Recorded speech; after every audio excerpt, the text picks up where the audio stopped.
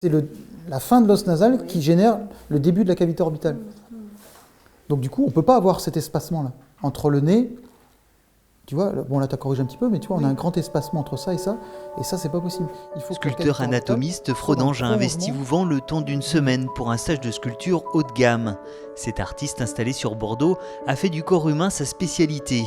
Autodidacte, il façonne la matière depuis 15 ans et transmet son savoir depuis quelques années déjà. Cette semaine, 7 élèves avaient fait le déplacement pour suivre les conseils de l'artiste. Objectif, appréhender le corps humain.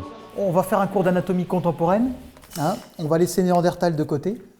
Ce stage, très technique, aborde principalement le travail de la sculpture dite académique, une démarche qui passe dans un premier temps par le regard.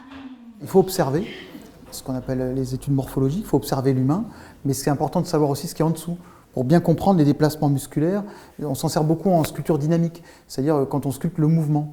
Quand on fait des sculptures d'une personne qui marche ou qui court, c'est bien de savoir ce qui se passe en dessous, comme ça on placera le muscle directement à la bonne position, quoi. Et là c'est exactement ce qu'on fait. Ce qu'on va faire, on va rapprocher la paupière de la sclérotique et on va créer une intersection très nette, très perpendiculaire entre le rebord de la paupière et la sclérotique. Je leur propose de décomposer le visage en plusieurs éléments, bon, effectivement bouche, nez, oreille et les yeux, pour qu'ils réfléchissent à la géométrie plus qu'à l'esthétique en fait. Le travail que je réalise avec eux en début de stage, c'est un travail technique. C'est une science, l'anatomie. Et donc ce que je leur apprends, c'est à réfléchir aux formes et à restituer les formes qui sont la réalité en fait. Un exercice loin d'être simple pour une grande partie de ces stagiaires, mais après 3 jours, les réflexes se mettent en place. Maintenant, quand je sors, je regarde le nez des gens, les oreilles, nous sommes attirés par tous les détails du visage, parce qu'en ce moment on travaille le visage, donc c'est vrai que je regarde les gens autrement d'ailleurs.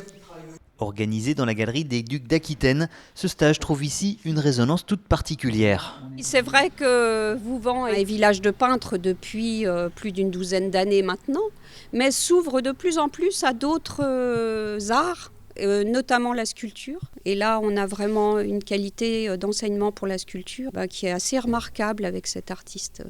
Et pour tous ceux qui n'ont pas pu assister à cette première session, un second stage sera proposé du 30 avril au 4 mai 2018 avec ce même artiste.